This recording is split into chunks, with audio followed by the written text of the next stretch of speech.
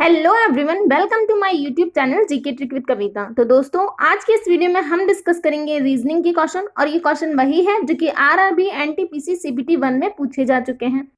तो अगर आपको मेरा ये वीडियो अच्छा लगे तो प्लीज लाइक, शेयर और मेरे चैनल को सब्सक्राइब जरूर कीजिएगा। और इससे पहले मैंने 22 पार्ट अपलोड कर दिए हैं, अगर आपने वो नहीं देखे तो वो भी देख लीजिए। तो चलिए स्टार्ट करते हैं। तुम्हारा पहला क्वेश्चन है, निम्नलिखित में से कौन सा विकल्प अंग्रेजी वर्णमाला में बाएं से 15वें अक्षर के दाएं और 8वें अक्षर को दर्शाता है? तो इसको हम पहले बेसिक से समझ लेते हैं। इसमें कितनी पॉसिबिलिटी हो सकती है? इसमें 4 पॉसिबिलिटी हो सकती है। यहाँ पर इस क्वेश्चन में यहाँ पर हमें क्या दिया है? लेफ्ट दिया है, और यहाँ पर हमें राइट दिया है। तो पहली पॉसिबिलिटी हो गई लेफ्ट और राइट की। दूसरी क्या दे सकता है? दूसरी लेफ्ट लेफ्ट की दे सकता है कि लेफ्ट से 15 हो और लेफ्ट से ही 8 हो। तीसरी पॉसिबिलिटी राइट राइट की दे सकता है, राइट से 15 हो और लेफ्ट से 15 हो, ये दे सकता है। और चौथी पॉसिबिलिटी क्या हो सकती है? राइट से 15 हो और लेफ्ट से 8 हो। तो ये 4 पॉसिबिलिटी इस क्वेश्चन में बन सकती है हमें। तो हम ये चारों ही पॉसिबिलिटियां देख लेते हैं। अगर हमें लेफ्ट और राइट दिया हो तो हम क्या करेंगे? यहाँ पर हमें लेफ्ट दे रखा है, यहाँ पर हमें राइट दे रखा है। तो लेफ्ट क्या होगा? लेफ्ट इस तरफ हो जाएगा, लेफ्ट यहाँ पर इस तरह से लेफ्ट होगा। इस लेफ्ट के 15 के राइट हमें बोला है राइट 8, तो इसका राइट कहाँ होगा? इसका राइट होगा इस तरफ, इसी तरफ होगा इसका राइट। तो यहाँ पर 8, इनको हमें प्लस करना है। तो हम कहाँ से काउंट करेंगे? हम काउंट करेंगे लेफ्ट से, ये ऐड करेंगे तो इनको 23। तो यहाँ से अगर हमें लेफ्ट और राइट दिया हो तो हमें क्या करना है? जो हमें दे रखे हैं नंबर उनको ऐड करना, और हमें कहां से काउंट करते हुए आना है? लेफ्ट से काउंट करते हुए आना है। तो हम लेफ्ट से काउंट करते हुए आएंगे तो कितना हो जाएगा? 23। तो 23 पे कौन सा अल्फाबेट होगा? W होगा। तो यहाँ पर हो गया W, ये हो गया हमारा। अगर हमें लेफ्ट और लेफ्ट दिया हो तो हम क्या करेंगे? तो अगर हमें लेफ्ट और लेफ्ट दिया हो, हमें बोला हो लेफ्ट से 15 और राइट से कितना? 8, सॉरी लेफ्ट से ही 8 और लेफ्ट से ही 15। तो यहां पर ये लेफ्ट हो जाएगा, इधर लेफ्ट से 15 हमने कर लिया। अब इसका लेफ्ट किधर होगा? इसका लेफ्ट इस तरफ होगा। तो लेफ्ट लेफ्ट के केस में हमें क्या करना है? इन दोनों को माइनस करना है और लेफ्ट से काउंट करते हुए आना है। तो 15 में से 8 लेस कर देंगे और फिर कहां से काउंट करेंगे? हम लेफ्ट से काउंट करते हुए आएंगे। और क्या हो सकता है? और हमें दे दे राइट और लेफ्ट दे दे। तो हमें बोले अगर राइट से 15 है तो राइट से 15 कहाँ होगा? इस तरफ होगा। और उसके लेफ्ट कहाँ होगा? उसका लेफ्ट इस तरफ हो जाएगा। तो इसमें भी हमें क्या करना है? ऐड ही करना है दोनों को। तो लेफ्ट राइट बोले या लेफ्ट राइट लेफ्ट बोले, इन दोनों ही केस में हमें क्या करना है? ऐड करना है। और जहां से पहले बोल रहा है वहां से हमें काउंट करते रहना है। जैसे यहाँ पर इसने लेफ्ट से पहले बोला तो लेफ्ट से काउंट किया हमने। अगर यहाँ पर पहले राइट होता तो हम राइट से काउंट करते हुए आते। तो इस तरह आपको ये करना है। अगर लेफ्ट लेफ्ट हो तो माइनस करना है, और राइट राइट हो तो माइनस करना है, और इनके दोनों अलग अलग हो तो उनको ऐड करते हुए आना है। तो इस तरह ये क्वेश्चन होंगे। तो इसका आंसर हमारा W हो जाएगा। नेक्स्ट क्वेश्चन, तो अगला क्वेश्चन है, नीचे एक घन की 4 अलग अलग स्थितियां दर्शाई गई हैं। यहाँ पर हमें ब्लैक डॉट वाले फलक के पीछे वाले फलक पर कौन सी आकृति होगी? तो इसका अपोजिट साइड हमें बताना है ब्लैक डॉट का। तो पहले हम इन सारे की अपोजिट साइड निकाल लेते हैं। तो हम देख लेते हैं कॉमन कहां पर है। तो यहाँ पर त्रिभुज और त्रिभुज दोनों कॉमन है, और सर्कल भी कॉमन है। तो ये हमने ले सकते हैं। हम क्या लेंगे? जिनमें एक एक कॉमन है वो वाला पार्ट हम लेंगे। इनमें भी 2 कॉमन दिखाई दे रहे हैं, एक ये। तो कहां पर एक कॉमन है वो हमें देखना है सबसे पहले। तो इस वाले में और इस वाले में एक एक ही कॉमन है। यहाँ पर सर्किल है, यहाँ पर सर्किल है, तो इनमें क्या है? सर्किल कॉमन है। तो हम सर्किल से क्या करेंगे? इसको क्लॉकवाइज डायरेक्शन में मूव करेंगे। तो यहाँ पर हम लेंगे सर्किल, फिर हो जाएगा बॉक्स, और फिर हो जाएगा त्रिभुज। यहाँ पर इसमें कलर है ब्लैक। फिर यहां से लिया तो यहाँ पर सर्किल है, तो सर्किल के नीचे सर्किल हो जाएगा। उसके बाद ये ब्लैक डॉट हो जाएगा, और उसके बाद में ये चतुर्भुज बन जाएगा। तो ये इनके अपोजिट साइड निकल गई है। जो सर्किल बचा है उसका क्या हो जाएगा? स्टार हो जाएगी इसकी अपोजिट साइड। जो बचेगा वही इसका अपोजिट होगा, तो इसका अपोजिट हो जाएगा स्टार। तो हमसे पूछा था ब्लैक डॉट वाले के अपोजिट साइड, तो क्या हो जाएगी इसकी अपोजिट साइड? ये वाला बॉक्स हो जाएगा। ऑप्शन नंबर 3 हमारा करेक्ट आंसर होगा। नेक्स्ट क्वेश्चन, तो क्वेश्चन है उस विकल्प का चयन करें जो नीचे दिए गए कथनों का निष्कर्ष नहीं हो सकता। तो हमें निष्कर्ष नहीं होगा वो निकालना है।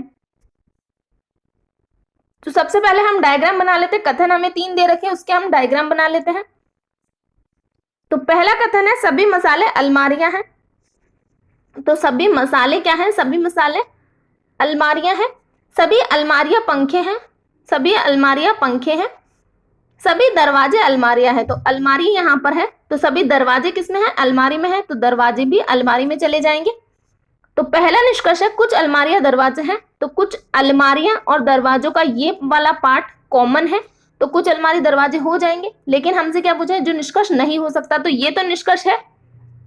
सेकंड है सभी पंखे मसाले हैं। तो सभी पंखे मसाले हैं, तो फैन यहां पर है, मसाले यहां पर है, तो क्या ये सभी पंखे मसाले हो सकते हैं? नहीं हो सकते।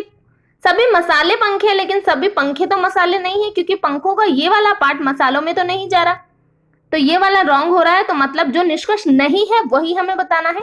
ये वाला तो हाँ था, ये वाला नहीं आ रहा है, तो यही वाला होना चाहिए। और चेक कर लेते हैं। कुछ पंखे दरवाजे हैं, तो कुछ पंखे दरवाजे हैं, इनका ये पार्ट कॉमन आ रहा है पंखों और दरवाजों का, ये वाला पार्ट। लास्ट है सभी मसाले पंखे हैं, तो सभी मसाले पंखे में है, हाँ सारे मसाले पंखे के अंदर है, तो ये वाला भी करेक्ट होगा। तो नो वाला कौन सा है? ऑप्शन नंबर 2 है, तो यही हमारा करेक्ट आंसर होगा। नेक्स्ट क्वेश्चन,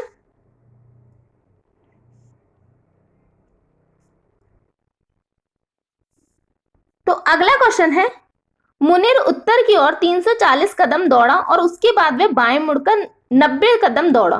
तो क्या बोला है? मुनीर उत्तर की ओर 340 कदम दौड़ा, तो उत्तर इस तरफ हो जाएगा, 340 कदम दौड़ा है। इसके बाद में वो बाएं मुड़ा, तो बायां कहां हो जाएगा इसका? लेफ्ट, इस तरफ हो जाएगा लेफ्ट। 90 कदम दौड़ा, उसके बाद वह दाएं मुड़ा, तो दायां कहां? दायां मतलब राइट, तो राइट किस तरफ होगा? ऊपर की तरफ हो जाएगा राइट। 130 किलोमीटर, सॉरी 130 कदम, फिर वह अपने दाएं मुड़कर 90 कदम दौड़ा। तो अपना दायां मतलब अपने राइट में वापस से यहां पर 90 कदम दौड़ा, तो यहीं पर आ गया ये।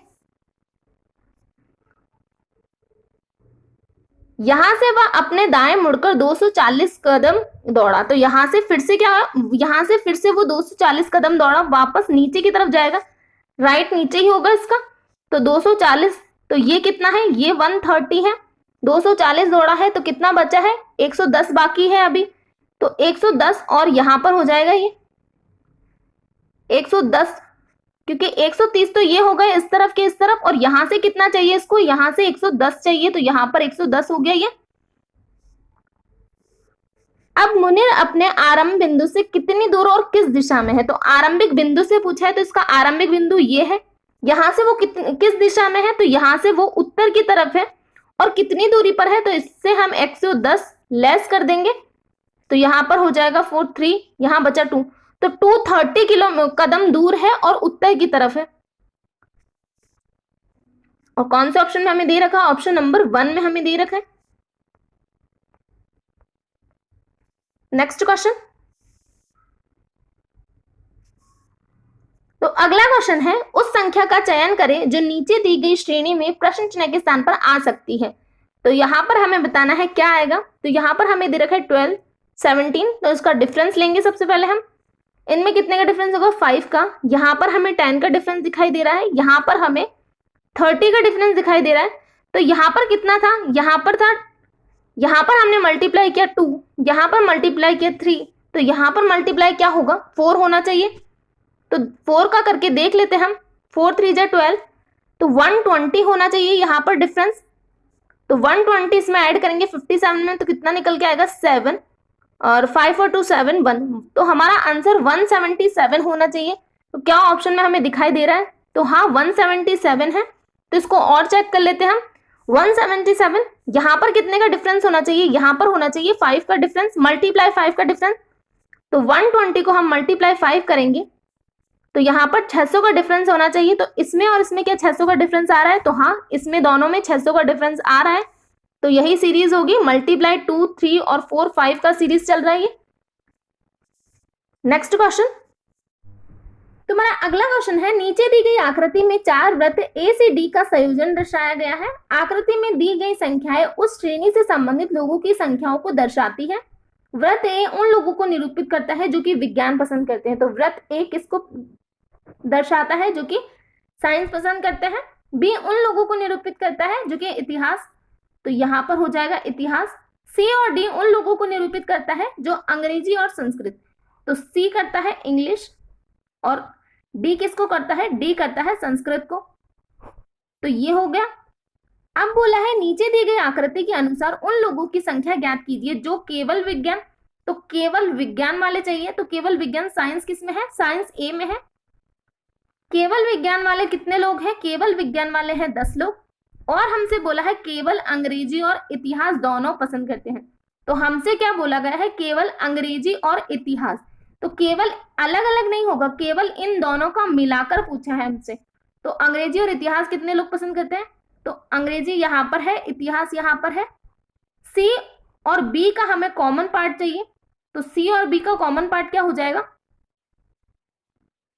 तो सी यहां पर है और बी यहां पर है। इन दोनों का कॉमन पार्ट कौन सा आ रहा है? तो इन दोनों का कॉमन पार्ट यहां पर हमें दिखाई दे रहा है 6 आ रहा है। सी और बी का कॉमन पार्ट दिख रहा है हमें, यहां पर 6 आ रहा है। तो हमसे यही पूछा है केवल अंग्रेजी और इतिहास चाहिए, तो केवल अंग्रेजी और इतिहास कितने लोग हैं? 6, तो इनको ऐड करेंगे तो 16। तो हमारा आंसर क्या होगा? 16, जो कि ऑप्शन नंबर हमें थर्ड में दे रखा है। तुम्हारा अगला क्वेश्चन है वेन डायग्राम से। क्वेश्चन है उस विकल्प का चयन करिए जो नीचे दिए गए वर्गों के बीच के संबंध को सही ढंग से दर्शाता है। तो यहाँ पर हमें बताना है पीतल, तांबा, जस्ता को हम वेन डायग्राम से कैसे निरूपित कर सकते हैं। तो तांबा और जस्ता दोनों से मिलकर क्या बनता है? दोनों से मिलकर पीतल बनता है। तो दोनों के मिश्रण से पीतल बनता है, तो यहां पर तांबा हो जाएगा, यहां पर जस्ता हो जाएगा। और इन दोनों के मिश्रण से क्या बनेगा? इन दोनों के मिश्रण से बनेगा पीतल। तो ऐसा हमें ऑप्शन नंबर 1 में दिखाई दे रहा है, तो यही हमारा करेक्ट आंसर होगा। Next question. तो अगला क्वेश्चन है नीचे दी गई 4 आकृतियों में से 3 आकृतियां किसी तरह संगत है और एक आकृति असंगत है। असंगत आकृति का चयन करें। तो इन चारों में से हमें बताना है अलग कौन सी है।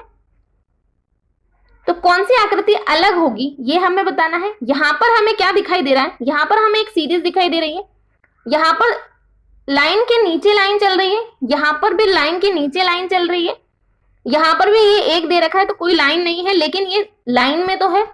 लेकिन यहाँ पर ये ऑर्डर गलत है, यहाँ पर 2 है, यहाँ पर 3 है, यहाँ पर 1 है, तो ये ऑर्डर इसका गलत है। यहाँ पर 3 थे तो यहाँ पर भी 3 है, यहाँ पर 2 है तो यहाँ पर भी 2 है, यहाँ पर 1 है लेकिन यहाँ पर 2 है, यहाँ पर 3 है, यहाँ पर 1 है। तो आकृति कौन सी गलत होगी? यही वाली गलत होगी इनमें से। तो ऑप्शन नंबर 4 हमारा करेक्ट हो जाएगा, आकृति 2। Next question. तो अगला क्वेश्चन है नीचे दिए गए पैटर्न का ध्यानपूर्वक अध्ययन करें और बताइए कि इनमें से प्रश्न चिन्ह के स्थान पर कौन सा अक्षर आएगा। तो यहाँ पर हमें दे रखा है टी। टी की वैल्यू क्या होती है? टी की वैल्यू होती है 20। यहाँ पर हमें दे रखा है पी और डी। तो पी होता है 16, डी होता है 4। यहाँ पर भी इनकी वैल्यू अगर हम प्लस करें तो 20 ही निकल के आएगी। एफ होता है 6, ए होता है 1, एम होता है 13। इनको प्लस कर दे तो 20 निकल के आएगा। तो वही होगा लॉजिक, इनका एडिशन क्या होना चाहिए? 20 होना चाहिए। तो F होता है 6, I होता है 9, A होता है 1। तो कितना बाकी है अभी? 9 और 1 10, 16। 16 प्लस करेंगे 4 तो 20 होगा। और 4 पे क्या होता है? 4 पे होता है D, जो कि ऑप्शन नंबर 1 में हमें दे रखा है।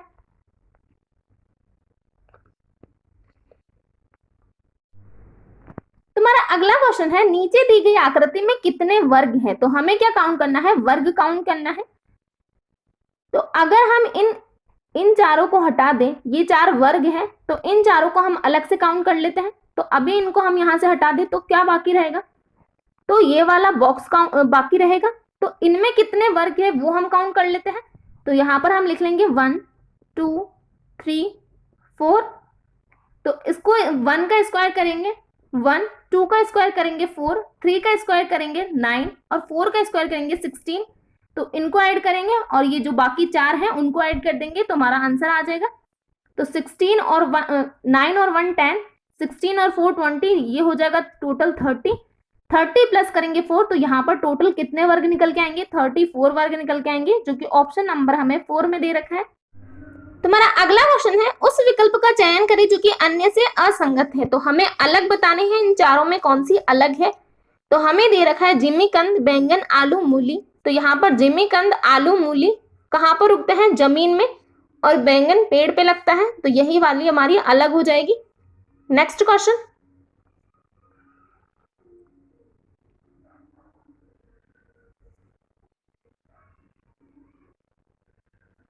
तुम्हारा अगला क्वेश्चन है, नीचे दिए गए कथन और की जाने वाली संभावित कार्यवाहियों का अध्ययन करें और बताइए कि कौन सी कार्यवाही तार्किक रूप से कथन का पालन करती है। तो कथन हमें दे रखा है, यदि समाजशास्त्री या सामाजिक कार्य संकायों में से कोई संकाय अपने छात्रों छात्राओं को अंतर विद्यालय वाद विवाद प्रतियोगिता में भेजता है तो उस विद्यालय को निश्चित रूप से कोई ना कोई पुरस्कार मिलेगा। तो यहाँ पर क्या बोला गया है कथन में, जब समाजशास्त्र या सामाजिक कार्य संकायों वाले छात्र जाएंगे तब ही विद्यालय को क्या मिलेगा, निश्चित रूप से कोई ना कोई पुरस्कार मिलेगा।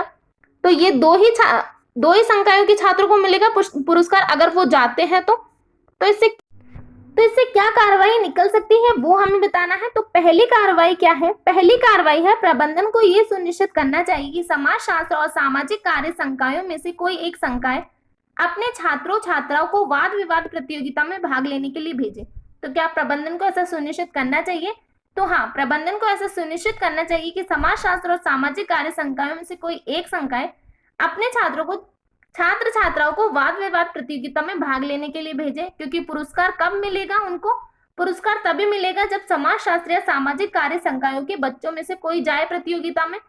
तो ये वाला करेक्ट हो जाएगा। सेकंड है, प्रबंधन को केवल समाजशास्त्र और सामाजिक कार्य संकाय के छात्र छात्राओं को वाद विवाद प्रतियोगिता में भाग लेने के लिए अनुमति देनी चाहिए। तो क्या प्रबंधन को ऐसा करना चाहिए? तो प्रबंधन को ऐसा नहीं करना चाहिए। क्यों? क्योंकि यहाँ पर बोला गया है पुरस्कार कब मिलेगा, तो पुरस्कार तभी मिलेगा जब कौन जाए, समाजशास्त्र और सामाजिक कार्य संकायों वाले बच्चे जाए। और ये पुरस्कार विद्यालय को मिलेगा तो विद्यालय के लिए ही उपयोगी होगा, विद्यालय में सारे बच्चों के लिए उपयोगी होगा। अगर पुरस्कार चाहिए तो क्या करना पड़ेगा, समाजशास्त्र और सामाजिक कार्य वाले संकाय छात्रों को ही भेजना पड़ेगा। तो ये वाला नहीं होगा। थर्ड है, समाजशास्त्र या सामाजिक कार्य संकायों के प्रतियोगियों को अन्य अंतर विद्यालय वाद विवाद प्रतियोगिता में भाग लेने के लिए प्रोत्साहित किया जाना चाहिए। तो उनको प्रोत्साहित किया जाना चाहिए ताकि वो प्रतियोगिता में भाग ले और वहां से क्या लेके आए, निश्चित रूप से कोई ना कोई पुरस्कार लेकर आए। तो ये वाला करेक्ट हो जाएगा। तो इसका क्या होगा, केवल कार्यवाही 1 और 3 पालन करती है, जो कि हमारा ऑप्शन नंबर 2 हमें दे रखा है। तुम्हारा अगला क्वेश्चन कोडिंग डिकोडिंग से है। तो क्वेश्चन है, किसी कूट भाषा में गोडाउन को ये लिखा जाता है, ट्रंक को ये लिखा जाता है, तो उसी कूट भाषा में बॉक्सेस को किस प्रकार लिखा जाएगा। तो हमें बताना है बॉक्सेस का कोड। तो यहाँ पर हम देख लेते हैं गोडाउन में क्या लॉजिक लगा है। जी, यहाँ पर जी होता है 7, ओ होता है 15, डी होता है 4, ओ होता है 15, डब्ल्यू 23 और एन 14। यहाँ पर आई हो जाएगा 9, क्यू हो जाएगा 17, एफ 6, क्यू 17, वाई 25, पी 16। तो यहाँ पर हमें क्या लॉजिक दिखाई दे रहा है, यहाँ पर हमें +2 का लॉजिक दिखाई दे रहा है। सारे में ही +2 किया गया है। तो हम बॉक्सेस का कोड निकाल लेते हैं। बी होता है 4, ओ 15, एक्स 24, ई 5 और एस क्या होता है, एस होता है 19। तो यहाँ पर +2 करेंगे तो +2 करने पर क्या निकल के आएगा, सॉरी बी होता है 2, तो +2 करने पर निकल के आएगा 4। 15 में +2 करेंगे तो 17, 24 में +2 करेंगे तो 26, 5 में 7 हो जाएगा और 19 से क्या होगा, 19 से 21 हो जाएगा। 4 का होता है डी, 17 क्यू, 26 जेड, 7 जी और 21 यू। तो ये कोड हमारा निकल के आएगा, जो कि ऑप्शन नंबर हमें 3rd में दे रखा है। Next question. तो अगला क्वेश्चन है, नीचे दिए गए पैटर्न का ध्यानपूर्वक अध्ययन करें और बताइए कि प्रश्न इनमें से प्रश्न चुने के स्थान पर क्या अक्षर आएगा। तो यहाँ पर हमें बताना है क्या अक्षर आएगा। तो यहाँ पर हमें दे रखा है बी होता है 2, एफ 6, जे 10, एन 14। तो यहाँ पर क्या चल रहा है, यहाँ पर +4 का लॉजिक चल रहा है। तो इसमें भी अगर हम +4 करते हैं तो क्या निकल के आएगा, 18 निकल के आएगा। और 18 पे क्या होता है, 18 पे होता है आर, जो कि ऑप्शन नंबर 2 में हमें दे रखा है। Next question. तुम्हारा अगला क्वेश्चन है ब्लड रिलेशन से। क्वेश्चन है ओसामा और ऋषि पक्के दोस्त हैं। एक दिन ऋषि को पता चला कि उसकी माँ की इकलौती मौसी की शादी ओसामा के एक चाचा जफर के साथ हुई है। तो जफर का ऋषि की नानी से क्या संबंध है? तो हमें क्या निकालना है? जफर का ऋषि की नानी से रिलेशन निकालना है। तो यहाँ पर बोला है कि एक दिन ऋषि को पता चला कि उसकी माँ की इकलौती मौसी की शादी, तो उसकी माँ की इकलौती मौसी, तो ऋषि यहाँ पर हो जाएगा ऋषि की माँ। तो ऋषि की माँ की मौसी बोला है, तो इसकी माँ की बहन इसकी मौसी होगी। इसकी शादी किससे हुई है? इसकी शादी हुई है जफर से। और जफर कौन है? जफर कौन है? तो जफर ओसामा के चाचा है। तो ओसामा के चाचा, तो यहां पर हो जाएगा ओसामा, और इसका पिता, तो ये पिता का भाई होगा, तब ओसामा का चाचा होगा। तो ये रिलेशन इनके बीच में है। तो हमसे बोला है जफर का ऋषि की नानी से क्या संबंध है? तो ऋषि की नानी कौन है? ऋषि की नानी ये है।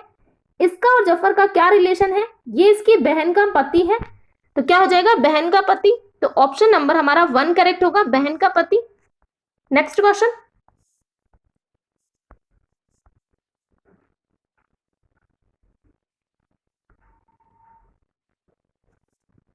तो अगला क्वेश्चन है उस विकल्प का चयन करें जिसमें दिए गए शब्दों के बीच वही संबंध है जो नीचे दिए गए शब्द युग्म के शब्दों के बीच में है। तो हमें दे रखा है संगीत, संगीतकार। तो संगीत कौन गाता है? संगीतकार गाता है। तो क्या होगा यहाँ पर? गीत, गीतकार, निर्देश ड्रामा, निर्देशक ड्रामा, प्रोड्यूसर चलचित्र, चलचित्र अभिनेता। तो कौन सा रिलेशन सही होगा इसका? पहला रिलेशन, गीत, गीतकार। Next question. तो अगला क्वेश्चन है शब्द मानसून को डैश शब्द मौसम से लिया गया है जिसका अर्थ मौसम है। तो कौन से शब्द से लिया गया है मानसून को? तो ये लिया गया है अरबी भाषा से। ऑप्शन नंबर 1 हमारा करेक्ट आंसर हो जाएगा। तुम्हारा अगला क्वेश्चन ब्लड रिलेशन से है। क्वेश्चन है नीचे दी गए संबंध चार्ट में ए बी का अर्थ है ए बी की मां या कोई अन्य संबंधी है। अब नीचे दी गए चार्ट का उपयोग करते हुए ये ज्ञात करें कि एफ का ई से क्या संबंध है। तो हमें क्या निकालना है? एफ का ई से रिलेशन निकालना है। तो ये यहाँ पर है और एफ यहाँ पर है, इनका आपस में रिलेशन बताना है। तो एफ की डॉटर कौन है? एफ की डॉटर है सी। सी हमें इसकी डॉटर दे रखा है और इसका हस्बैंड है बी। और बी से एफ का क्या, ई का क्या रिलेशन है? बी सन इन लॉ है ई का। अगर ये सन इन लॉ हुआ ई का तो ये इसका पति या पत्नी हो जाएगी यहाँ पर, क्योंकि हमें इनका जेंडर पता नहीं है। तो ये क्या हो जाएगी? एफ की पति या पत्नी होगी, क्योंकि ये सन इन लॉ है और सी एफ की डॉटर है, तो ये इसकी पति या पत्नी ही होगा। तुम्हारा अगला क्वेश्चन है नंबर सीरीज से। क्वेश्चन है उस विकल्प का चयन करें जो नीचे दी गई श्रेणी में प्रश्न चिन्ह के स्थान पर आ सकता है। तो यहाँ पर हमें दे रहा है 2 3। तो पहले डिफरेंस ले लेते हैं हम। पहले है 1 का, फिर हो जाएगा 4, यहाँ पर है 9 का डिफरेंस, 16, यहाँ पर है 25 का डिफरेंस। तो हमें लॉजिक साफ दिखाई दे रहा है, स्क्वायर चल रहा है यहाँ पर। तो नेक्स्ट क्या हो जाएगा? 6 का स्क्वायर होगा जो कि 36 होता है। तो 57 में हम 36 ऐड कर देंगे, तो यहाँ पर हो जाएगा 13, 5 और 3 8 और 1 9, 93 हमारा आंसर होना चाहिए, ऑप्शन नंबर 1। Next question. तो अगला क्वेश्चन है उस विकल्प का चयन करें जो नीचे दी गई श्रृंखला में प्रश्न चिन्ह के स्थान पर आएगा। तो यहां पर हम देख लेते हैं कितने का डिफरेंस चल रहा है। m होता है 13, h 8, c 3, x 24, s 19। तो यहां पर कितने का डिफरेंस चल रहा है? यहां पर हमें दिख रहा है 13 से क्या हुआ है? 13 से 8 हुआ है, तो कितना माइनस किया है इसमें? तो इसमें माइनस किया गया है 2 और 3 5। यहां पर कितना माइनस किया है? तो यहां पर भी 5 ही माइनस किया गया है, यहां पर भी 5 लेस किया गया है। तो 24 से 19 5 माइनस किया है, तो इनमें क्या चल रहा है? माइनस का 5 चल रहा है। तो हम s में -5 करेंगे तो कितना निकल के आएगा? 14। और 14 पे क्या होता है? 14 पे होता है n, और n से हमारा एक ही ऑप्शन दिखाई दे रहा है हमें, ऑप्शन नंबर 3। तो यही हमारा आंसर होगा। तो अगला क्वेश्चन है उस विकल्प का चयन करें जिसका तीसरे शब्द से वही संबंध है जो दूसरे शब्द का पहले शब्द से है। तो हमें दे रखा है जूता, फीता, तो कमीज क्या? तो जूता रिलेटेड है फीते से, तो कमीज किससे रिलेटेड होगी? बटन, आस्तीन, पॉकेट या फिर कॉलर। तो किससे रिलेटेड होगी कमीज? बटन से, क्योंकि जूता फीता में बंधा होता है, तो कमीज किससे बंधेगी? बटन से बंधेगी, तो ऑप्शन नंबर 1। तो हमारा अगला क्वेश्चन है, नीचे दी गई पैटर्न का ध्यानपूर्वक अध्ययन करें और बताइए कि इनमें प्रश्न चिन्ह के स्थान पर कौन सी संख्या आएगी। तो क्वेश्चन मार्क की जगह में बताना है क्या संख्या आएगी। यहाँ पर हमें दे रखा है क्वेश्चन मार्क, तो यहाँ पर 3, 7, 6 से 39 कब आ सकता है वो हम देख लेते हैं। अगर हम 6 को मल्टीप्लाई करें 3 से तो कितना निकल के आएगा 18, 7 को मल्टीप्लाई करें 3 से तो कितना निकल के आएगा 21, इनको प्लस कर दे तो 39 निकल जाएगा। यही लॉजिक हम यहाँ पर अप्लाई करके देखते हैं। 12 को मल्टीप्लाई करेंगे 4 से तो क्या हो जाएगा 12 4 जा 48, 3 को मल्टीप्लाई करेंगे 4 से 12, इनको ऐड करेंगे तो 60 निकल जाएगा। यहाँ पर 60 आ रहा है तो यही लॉजिक होगा। 18 को मल्टीप्लाई करेंगे 2 से तो 36 और 6 को मल्टीप्लाई करेंगे 2 से तो 12, इनको ऐड किया तो 48 और 48 हमें ऑप्शन नंबर 1 में दिखाई दे रहा है। नेक्स्ट क्वेश्चन,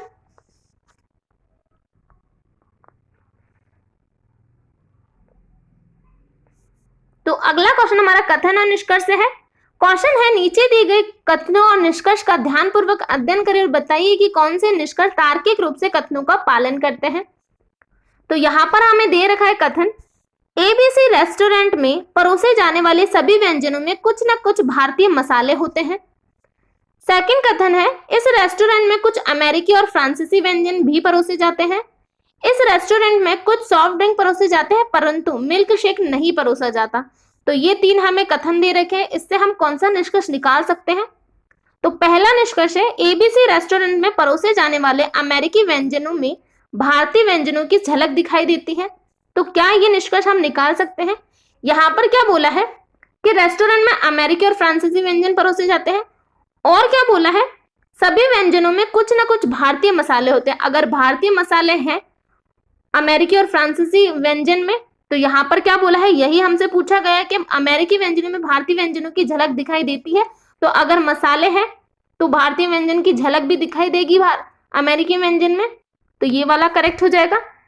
सेकंड है, एबीसी रेस्टोरेंट में परोसे जाने वाले फ्रेंच व्यंजनों में भी भारतीय मसाले डाले जाते हैं। तो यहाँ पर बोला है कि सभी व्यंजनों में डाले जाते हैं, तो सभी व्यंजनों में फ्रांसीसी व्यंजन भी इंक्लूड हो जाएगा। तो यहाँ पर ये वाला भी करेक्ट होगा और ये वाला भी करेक्ट होगा। थर्ड है, रेस्टोरेंट में कुछ मिल्क शेक परोसे जाते हैं परंतु कोई सॉफ्ट ड्रिंक नहीं परोसा जाता। ये तो बिल्कुल अपोजिट बोल रहा है इसका। यहाँ पर ये बोला है कि सॉफ्ट ड्रिंक परोसे जाते हैं, मिल्क शेक नहीं, लेकिन यहाँ पर बोला है कि मिल्क शेक परोसे जाते हैं, सॉफ्ट ड्रिंक नहीं। तो ये इसका अपोजिट हो गया, इसलिए ये वाला गलत हो जाएगा। तो इसका क्या होगा, कथन 1 और 2 दोनों पालन करते हैं, तीसरा नहीं है, जो कि हमारा ऑप्शन नंबर 2 हो जाएगा। केवल निष्कर्ष 1 और 2 पालन करते हैं। नेक्स्ट, तो अगला क्वेश्चन है, उस विकल्प का चयन करें जो अन्य से असंगत है। तो हमें बताना है अलग कौन सी है इनमें से। तो यहाँ पर हमें क्या दे रखा है, यहाँ पर हमें दिखाई दे रहा है V का अपोजिट E होता है, U का अपोजिट F होता है। यहाँ पर हमें क्या दे रखा है, T का अपोजिट G होता है, लेकिन K का अपोजिट P होता है और Q का अपोजिट J होता है। तो यहाँ पर ये अपोजिट नहीं है, इसीलिए यही अलग हो जाएगा, ऑप्शन नंबर 3। तो ये आज का हमारा लास्ट क्वेश्चन है और ये क्वेश्चन आपके होमवर्क का क्वेश्चन है। इसका जवाब आपको कमेंट बॉक्स में देना है। तो यहाँ पर आपको बताना है मिसिंग नंबर पर क्या आएगा इसमें क्वेश्चन मार्क की जगह।